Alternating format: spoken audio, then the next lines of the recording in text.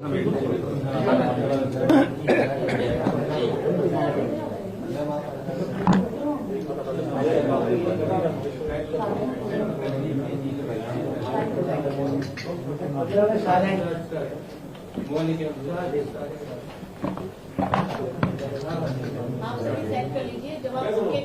बारे में थोड़ा बता देते अब तक की क्या अपडेट है।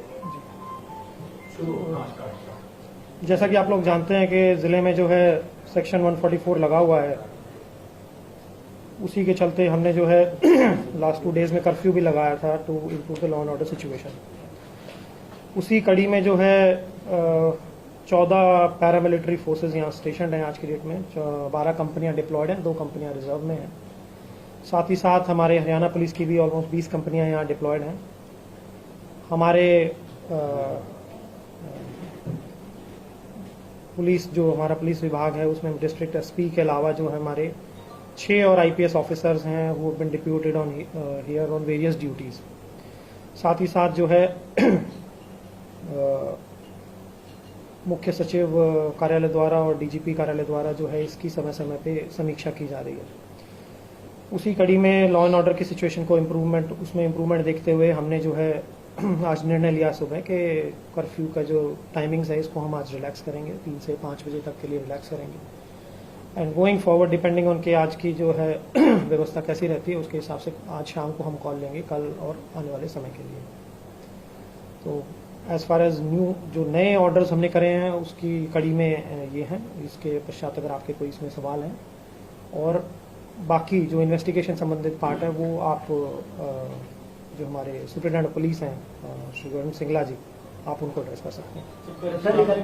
टाइमिंग में रिलैक्स जो भी देंगे आप जी, क्या टाइमिंग है? क्या आज हमने 3 से 5 बजे तक का जो है रिलैक्सेशन दिया है और इस 3 से 5 बजे तक की समीक्षा हम शाम को करेंगे और कल के जो टाइमिंग्स होंगे वो अकॉर्डिंगली डिसाइड करके भी लगेंगे। कंडीशन क्या होगी? कौन कौन से इलाके में कर्फ्यू लगा हुआ है? क्योंकि पूरे में तो नहीं लगा जी जी जी जी नहीं, कर्फ्यू सभी 4 सब डिविजन्स में लगा हुआ है। 4 सब डिविजन्स में जो है ये हम 3 से 5 बजे की जो है रियायत देंगे आज, और इसी रियायत के चलते इसकी समीक्षा करके कल अगर समय में कुछ हमें तब्दीली अगर करनी होगी तो वो करके हम आपको टाइमली इत्तला करेंगे। कंडीशन क्या होंगे?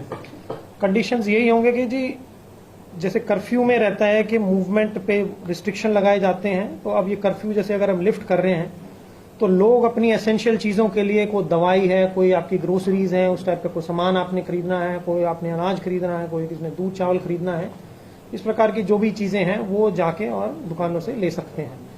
144 वाली धारा जो है वो प्रोहिबिट करती है कि 4 या 5 से व्यक्ति से अधिक जो है इकट्ठे नहीं हो सकते, तो वो अभी भी लागू है।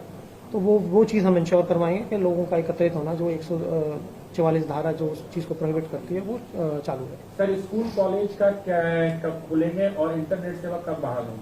तो इंटरनेट सेवा फिलहाल 3 दिन के लिए जो है बंद की गई थी 31 तारीख से, तो कल उसकी भी समीक्षा करके अगर उसको बढ़ाने की जरूरत पड़ेगी तो बढ़ाएंगे, और अगर law and order situation improve रही तो उसको भी जो है हम वापस करवाएंगे।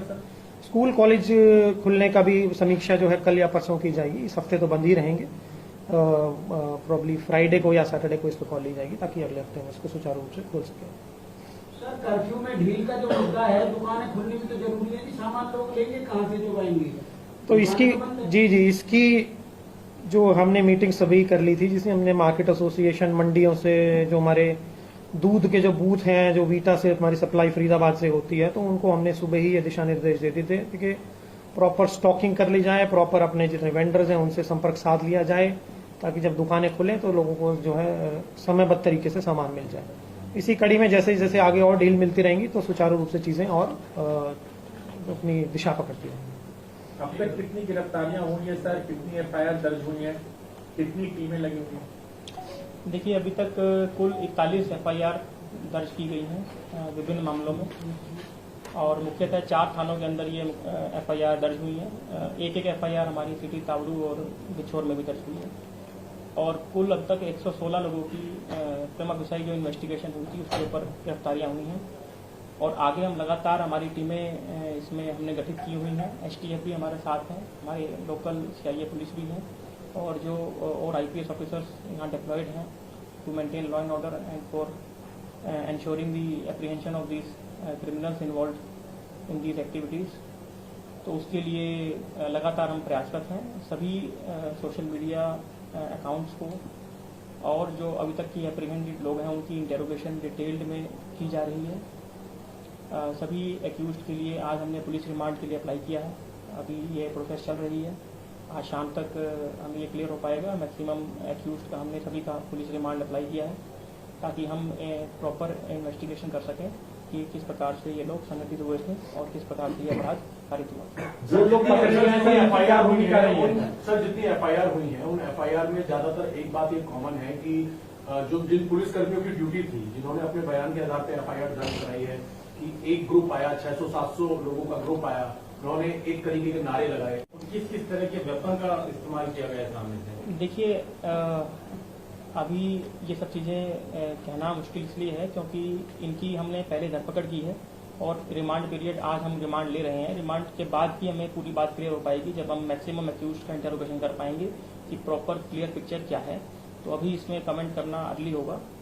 और वेपन्स जहाँ तक बात है, इसके अंदर इसके विषय में भी जांच की जा रही है कि ये वेपन अवैध थे, वैध थे।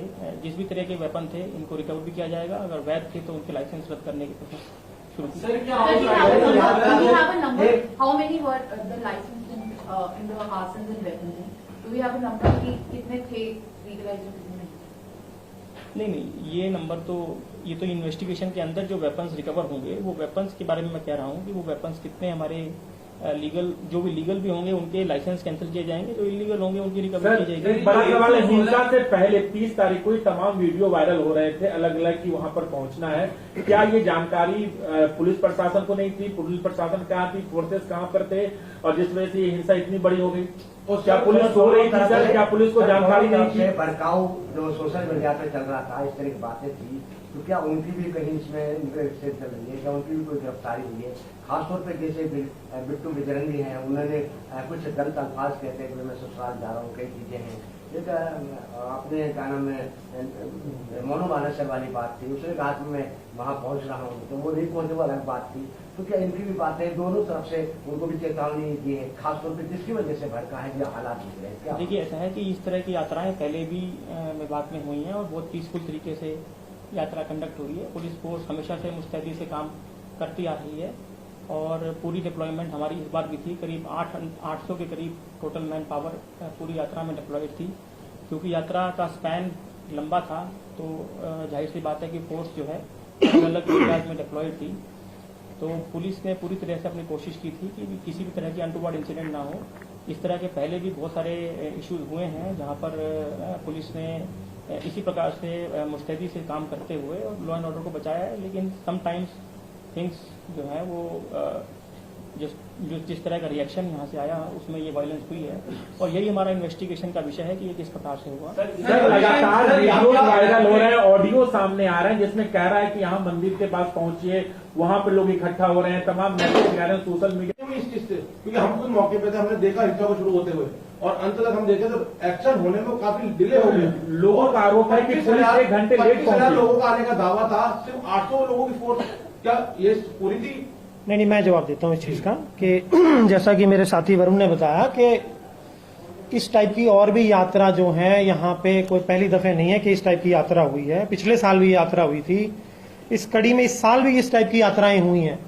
इस टाइप की यात्रा जब होती है तो पूरे रूट को सेक्टर्स में डिवाइड किया जाता है, पर्याप्त मात्रा में पुलिस फोर्स लगाई जाती है, ड्यूटी मजिस्ट्रेट्स लगाए जाते हैं। परंतु ये जैसा कि इन्होंने बताया, ये जांच का विषय है कि एकदम से ऐसे कैसे फ्लेयर अप हो गया कि इतने व्यक्ति वहां पे पहुंच गए। ये जरूर हम मानते हैं कि जैसे हमारी पीस कमेटी की जो मीटिंग है, इस जैसे जितनी भी इस टाइप की रैलियां जो होती हैं उससे पहले पीस कमेटी मीटिंग्स भी होती हैं। तो इसमें भी 27 तारीख को पीस कमेटी की मीटिंग हुई जिसमें कि दोनों समुदाय के लोग मौजूद थे। कुल लगभग 30 से 35 व्यक्तियों की उसमें भागीदारी थी और ये कोई पहली पीस कमेटी मीटिंग नहीं है। हम ऑलमोस्ट एवरी फोर्टनाइट या 15-20 दिन में एक हमारी रेगुलर मीटिंग भी होती है। इन एडिशन टू जो ये इसी यात्रा के अगर संबंध में मैं कहूं तो पीस कमेटी की मीटिंग भी हुई है, उसमें भी सारे विषय जो है डिस्कस हुए हैं। उसमें भी जो लोगों ने बातें रखी थी वो भी डिस्कस हुई हैं फिर यात्रा जिस प्रकार से हमने बताया कि इस प्रकार की यात्रा पहले भी हुई है और उसी के चलते उसी की कड़ी में जो है सारी तैयारियां और कार्रवाई इसमें की गई। अब ये जांच का विषय है कि एकदम से जो है ऐसे कैसे एक इंस्टेंस एक जगह पे कैसे फ्लेयर अप हुआ, ये जांच चल रही है। जैसी जांच का उसमें कोई वो आएगा तो आउटसाइडर की बड़ी बातें सामने आ रही है। क्या लोकल लोग हैं या ये दोनों पहलू जो हैं ये इन्वेस्टिगेट किए जा रहे हैं कि इसमें आउटसाइडर्स भी थे या यहाँ पे लोकल लोग भी थे। सर, 2 साल पहले 116 लोग जो गिरफ्तार किए गए हैं, अभी तक क्या कौन है वो लोग, क्या उनकी पहचान हो पाई है और कितनी उसमें महिलाएं हैं, कितने उसमें पुरुष हैं, अगर आप इस पे थोड़ा सा बता क्या इनका आपराधिक बैकग्राउंड है जो पकड़े गए हैं कुछ लोगों का? देखिए, आपराधिक बैकग्राउंड का भी चेक टाइम लगता है, आपराधिक बैकग्राउंड को चेक करने के लिए उनके हमें कई सारे पोर्टल्स के ऊपर प्लस वो जिस जगह के रेजिडेंट हैं उस थाने के भी हमें उसके रिकॉर्ड चेक करने पड़ते हैं। तो आपराधिक रिकॉर्ड अभी तक हमारे पास उसकी पुष्टि नहीं हो पाई है और इसमें महिलाएं नहीं हैं, इसमें युवा वर्ग है और सभी लोकलाइट हैं। तो अभी इसके अंदर बाकी लोगों की जो भूमिका है, जो बाहर से बात की जा रही है कि बाहर के जो लोगों की इन्वॉल्वमेंट है उसकी हम जांच कर रहे हैं।